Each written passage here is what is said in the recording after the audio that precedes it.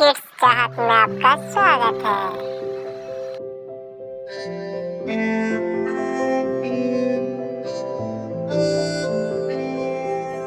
एक जंगल में एक मादा गोरिल्ला रहा करती थी। उसका एक बच्चा था जो कि बहुत भोला और शांत स्वभाव का था। वो दूसरे गोरिल्ला बच्चों की तरह ज्यादा उछल कूद नहीं करता था। बस किसी पेड़ के नीचे या अपनी माँ के पास शांति से बैठा रहता था। एक बार की बात है, माँ गोरिल्ला अपने बच्चे से कहती है, कौन बेटा, क्या तूने कभी पका हुआ कटहल खाया है? नहीं माँ, मैंने कभी पका हुआ कटहल नहीं खाया। वो कैसा होता है? तुम मेरे साथ झील के किनारे चलो, वहाँ पर कटहल के पेड़ लगे हुए हैं। आज मैं तुम्हें मीठे मीठे कटहल खिलाऊंगी। ठीक है माँ, चलो। और फिर दोनों माँ बेटे झील की ओर चल पड़ते हैं। झील पर पहुंचकर माँ गोरिल्ला कोंग को पेड़ पर लटके हुए कटहल दिखाती है और एक कटहल तोड़कर कोंग को खिलाती है। कोंग खुश होकर कहता है, वाह माँ, मजा आ गया। ये कटहल तो बहुत मीठा है।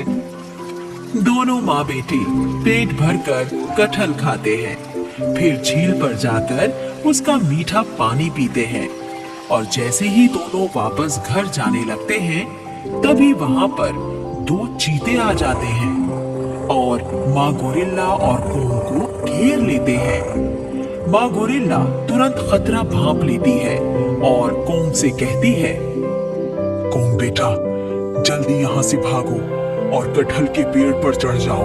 मैं अभी आती हूँ। माँ के निर्देश पर कोंग भाग कर जाता है और कटहल के पेड़ पर जाकर बैठ जाता है। उधर माँ गोरिल्ला भी चीतों से बचकर निकलने की कोशिश करती है, लेकिन चीते उसको अपना शिकार बना लेते हैं और उसे अपने मुंह में दबाकर वहां से चले जाते हैं। कोंग अपनी माँ का इतना दर्दीला अंत देखकर बुरी तरह सहम जाता है और डर से थर थर कांपने लगता है।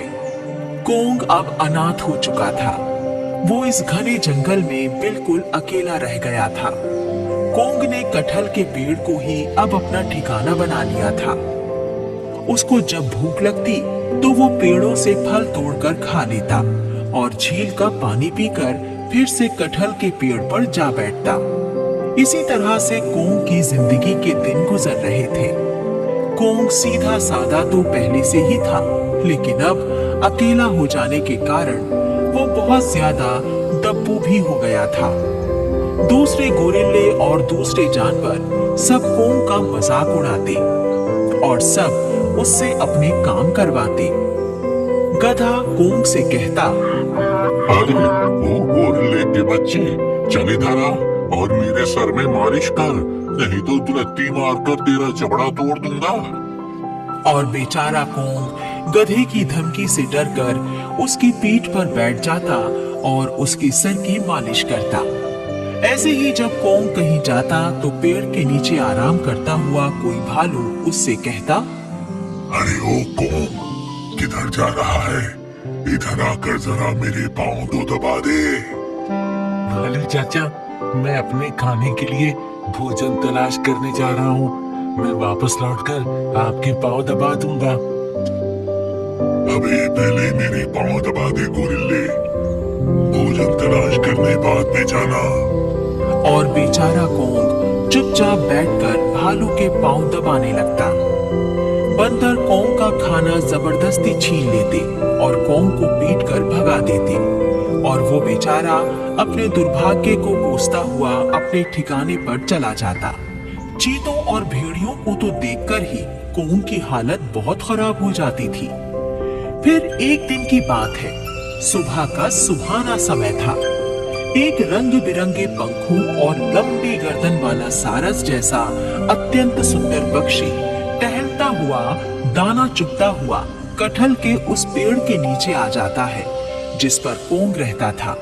और वो सुंदर पक्षी अपने पंख फैलाकर नाचते हुए सुरीली आवाज में गाना गाने लगता है। कोंग पेड़ की डाल पर बैठा हुआ उस सुंदर पक्षी को देखकर बहुत खुश होता है और सोचने लगता है, अरे इस रंग बिरंगे पंखों वाले सुंदर पक्षी को तो मैंने पहले कभी इस जंगल में नहीं देखा।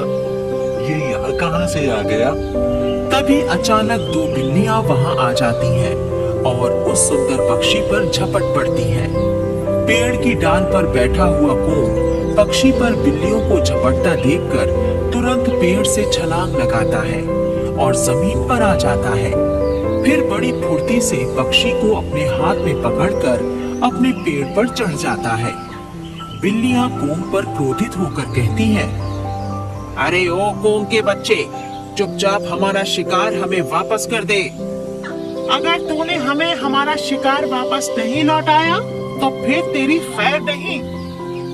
देखो बिल्ली मौसी, तुम मेरे साथ चाहे जो कर लेना, लेकिन मैं इस सुंदर पक्षी को तुम्हारा भोजन नहीं बनने दूंगा।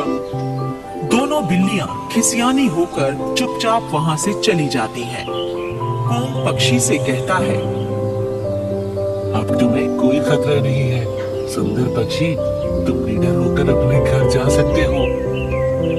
तभी एक चमत्कार होता है।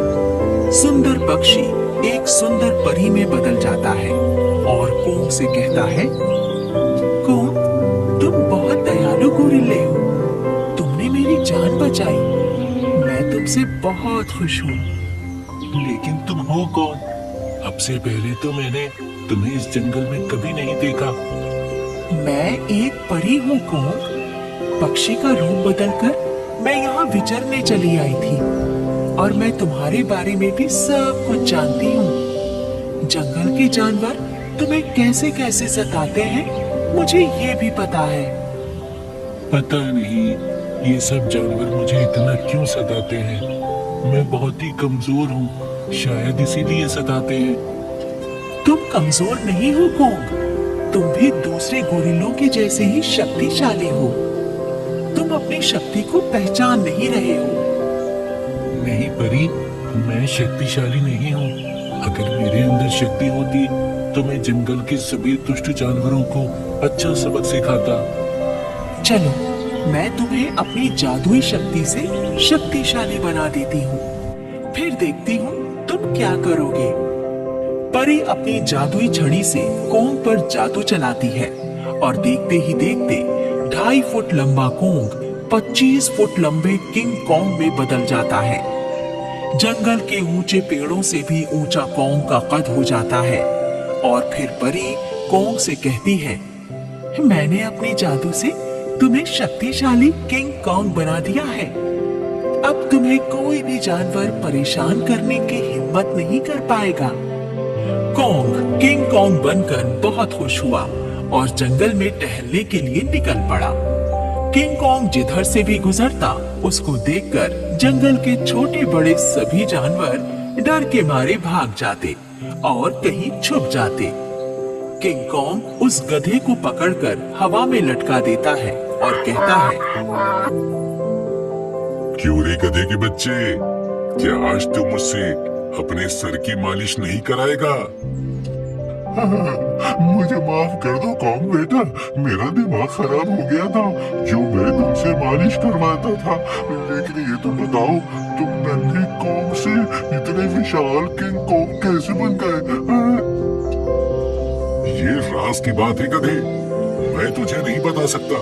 बस तू एक बात सुन ले, यदि आज के बाद तूने जंगल के किसी भी सीधे साधे कमजोर जानवर को सताया तो मैं तुझे पटक पटक कर मारूंगा। ये चेतावनी देकर किंग कोंग गधे को जमीन पर छोड़ देता है।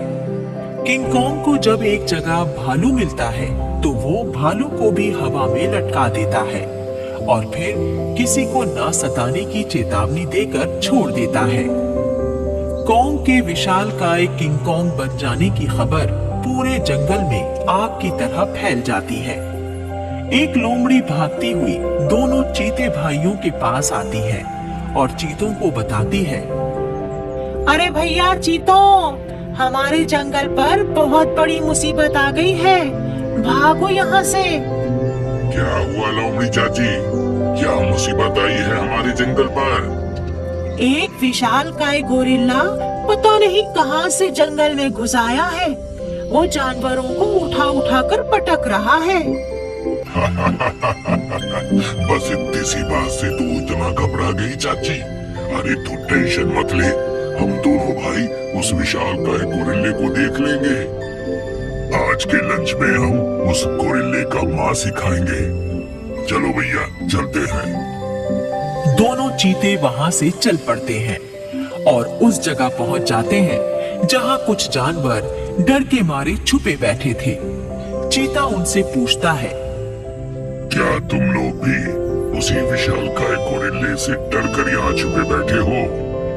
हाँ महाराज, वो किंग कॉन्ग है और बहुत ही बड़ा है। अरे तुम लोग डरो नहीं, हम दोनों भाई उस गोरिल्ले को मार कर खा जाएंगे। तभी गोरिल्ले के बड़े से हाथ वहां आते हैं और दोनों चीतों को पकड़कर ऊपर उठा लेते हैं। चीते देखते हैं वो दोनों किंग कॉन्ग के हाथों में है। किंग कॉन्ग गुस्से में चीतों से कहता है, तुम दोनों तो वही दुष्ट चीते हो ना, जिन्होंने मेरी माँ को मार डाला था। तुम दोनों बहुत अत्याचारी हो, मासूम जानवरों को मारकर खा जाते हो। आज मैं तुम दोनों को मार डालूंगा। और फिर किंग कॉन्ग दोनों चीतों को एक चट्टान पर जोर से पटक देता है। चीते तुरंत ही मर जाते हैं। किंग कॉन्ग कहता है,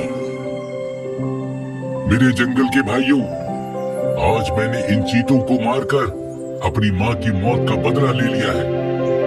प्यारे जंगलवासियों, तुम लोगों को मुझसे डरने की जरूरत नहीं है। मैं बिना कारण किसी से कुछ नहीं कहूंगा। तुम लोग भी किसी मासूम जानवर को मत सताना। अगर तुमने मेरा कहा नहीं माना तो फिर मैं तुम्हें भी सजा दूंगा। ये कहकर किंग कॉन्ग वहां से चला जाता है। उस दिन के बाद से जंगल के सभी जानवर प्रेम और शांति के साथ रहने लगते हैं। अब कोई जानवर किसी कमजोर जानवर को नहीं सताता। Thanks for the watching kids चाहत। ऐसे ही किड्स एजुकेशन के लिए हमारे चैनल किड्स चाहत को सब्सक्राइब करें, लाइक करें एंड शेयर करें। Thank you.